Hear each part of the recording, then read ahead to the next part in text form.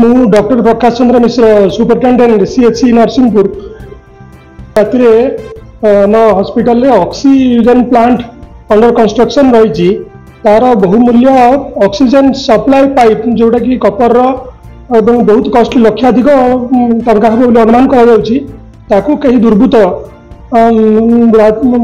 मध्य रात्रि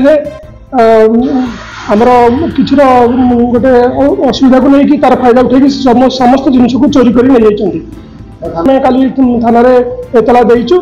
थाना अधिकारी जहाँ तार पदक्षेप ने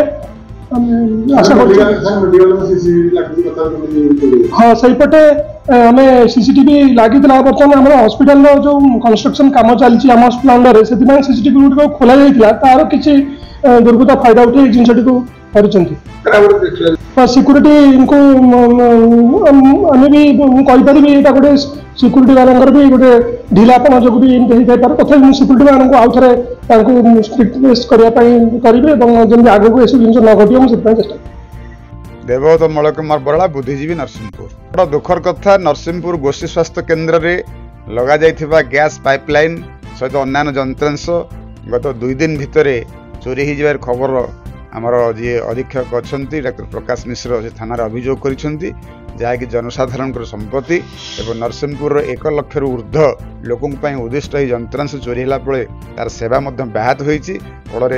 नरसिंहपुर जनसाधारण तरफ आम दाबी हो तुरंत यहाँ तार अनुसंधान करा जाऊ चोरी को धरा जाऊ एवं सर्वसाधारण यहाँ प्रकाश करा जाऊ एवं यही संपत्ति किभली सुरक्षित आम देखुचे जेहेतु एटा सरकारी संपत्ति एवं नरसिंहपुर गोष्ठी स्वास्थ्य केन्द्र अच्छी तेणु कई कह दायित्व नापी तत्पर ना जदिओ ए संपर्कीय एतला नरसिंहपुर थाना दि जाइए आमर अधीक्षक तरफ किंतु तत्परता प्रकाश पाने ये उभय सरकारी ये होती गृह विभाग लोक सी हूँ स्वास्थ्य विभाग लोक खूब निकट में आम स्वास्थ्य मंत्री मुकेश महालिंग आसी आहार उन्नति चेष्टा किंतु ये जो चोरी फल जनसाधारण जी उत्साहित हवा कथा हताश होती तेणु आम कटक जिला एसपी निकट में दाबी करुचु तुरंत नरसिंहपुर थाना स्तरीय तदंत हो दोषी को तदंत दि जाए।